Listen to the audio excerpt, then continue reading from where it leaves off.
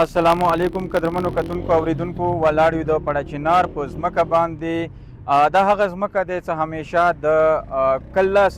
په کورمې باندې یا په دغې خاورې پاکستان باندې کله داسې بده ورځ راغلی دی او یا د دښمن کوم حرکت کړی دی د دې عوام د پړچینار کومه ځمکه دی د دې خاورې بچي چې کوم دي همیشه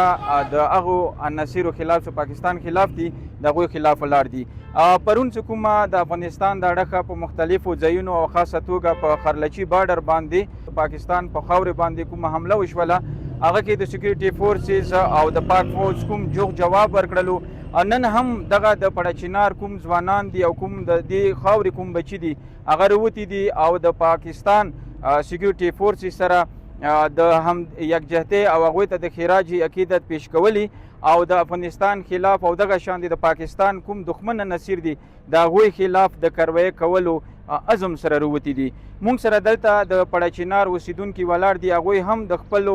نارو کې او د خپلو خبرو کې د افغانستان خلاف د پاکستان دښمن نصیر خلاف او دغه شانتي بهارت چې کوم دی دغه خلاف نارې هم ولګولې او نارې د لګوي او هغوی د غوښتنه کوي په دې خاوره باندې دلته اندروني دي یا بیروني دي کوم دښمن عناصر دي یا ترهګر دي د هغوی خلاف یا د هغوی خلاف کاروایي کولی او سکیورټي فورسز نه دا مطالبه کوي چې د هغوی خلاف کاروایي وکړي او دوی سره به خبرې کوو چې دوی په خپلو خبرو کې څه وایي.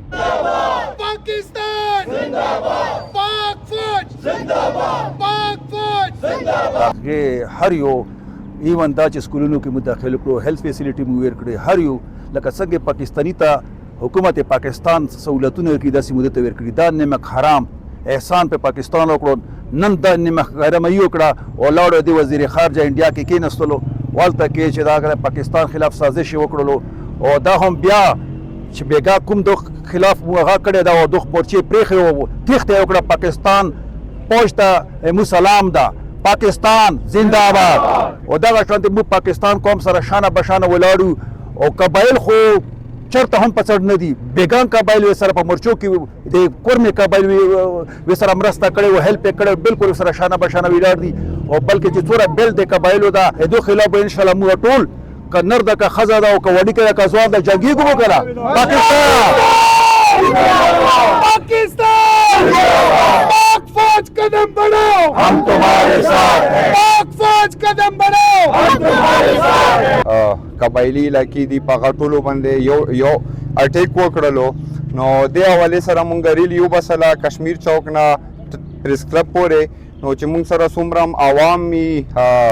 څومره مونږ سره پبلک ادارې دي مونږ سره هیلث والا ایجوکیشن والا څومره مغه دي مونږ ان شاء الله تعالی خپل آرمی سره